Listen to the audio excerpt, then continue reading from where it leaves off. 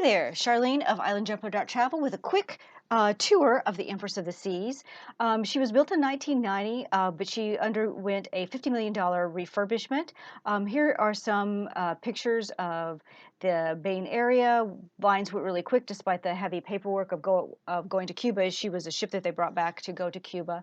As you can see, the Port of Miami is lovely, and we were able to kind of see the ship as we were boarding. The Windjammer is kind of typical, really, because it's smaller. It has some like great views. There's lots of good seats in there, lots of good food also, and with Cuban flair. Here's the bar that you can get that's just on the side of the Windjammer, and of course there were hand washing stations so you can wash your hands, which is a good stuff. There's me at the pool area. The pool area was pretty nice. It had a lot of covered areas that you could hide from the sun if you needed, if you're fair skinned like myself and you needed to get out of the sun, but it was definitely adequate if you wanted to get some sun.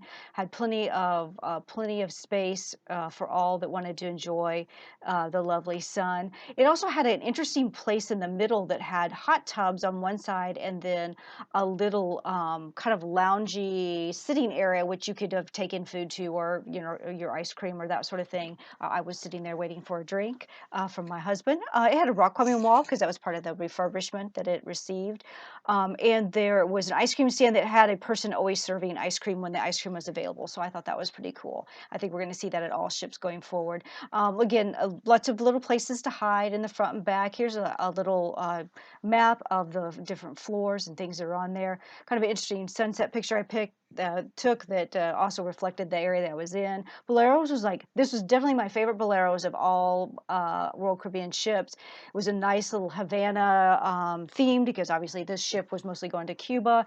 Was really great, fantastic service as always, but really cool theme. It also had a place where you could get specialty coffees and food that was off normal extra foods that you get. There were also a bunch of different areas, like there was a computer area, there was a game area, and lots of people playing games all day long. As when we're at sea, obviously. The main dining room was pretty nice. Mostly a little bit more casual than typical. There were no formal nights when we did the Cuban cruises, so a little bit more laid back. Here's like some pictures of the ship.